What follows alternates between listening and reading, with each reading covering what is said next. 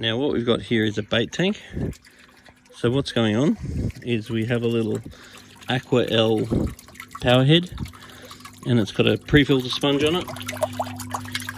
Now that sponge needs to be cleaned every now and then in water from the pond, not water from the tap.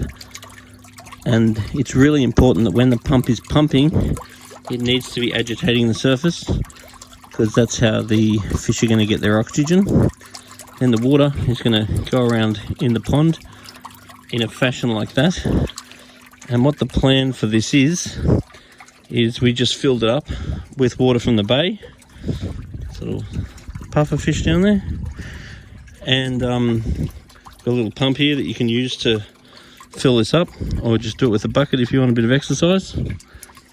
And then they're going to be catching fish and putting fish in here, which are ultimately used as bait when they go fishing. So the plan with this is fill it up nice and fresh and put the filter on it. Make sure that the surface is aerated. Make sure the filter's never cleaned with tap water, only water from the salt water. We get it agitating and get it moving around. Catch the fish, put the fish in here. Over a period of time, this is going to end up looking pretty gross, and that's because this filter's not going to be able to compete with the sun. So we could later on look at upgrading that filter for something with a UV in it, and that would aid in keeping the water clearer. Could even put something more powerful that would be able to pump the water from here up here more efficiently. Then after a period of weeks, the expectation will be that this water will go pretty gross.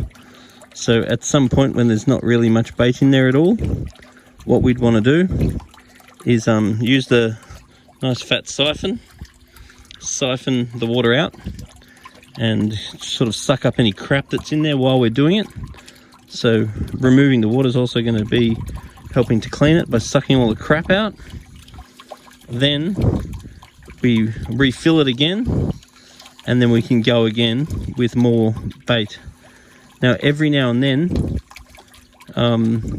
you might want to clean the inside, but as far as the functionality of this particular arrangement, cleaning the inside would be negative, because eventually we're going to get algae and all that grow on the outside of the drum, and that algae is going to help to absorb nutrients. It'll help to photosynthesize and produce oxygen and other beneficial factors. So because this doesn't necessarily have to look nice, cleaning the inside is a non-event. If we did want to clean the inside for some fastidious reason, we just empty the water out, dry it, and then allow the sun to dry up the algae. We then could just give it a hose out, tip it out, and then that would remove the algae.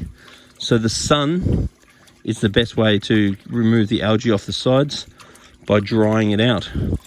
But removing the algae, as far as the fish are concerned, is actually negative, because the bio cover that will grow in and amongst the algae will all help with the filtration.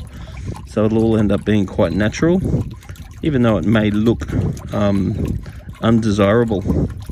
So once again, the bait goes in, all nice fresh water. The bait gets used.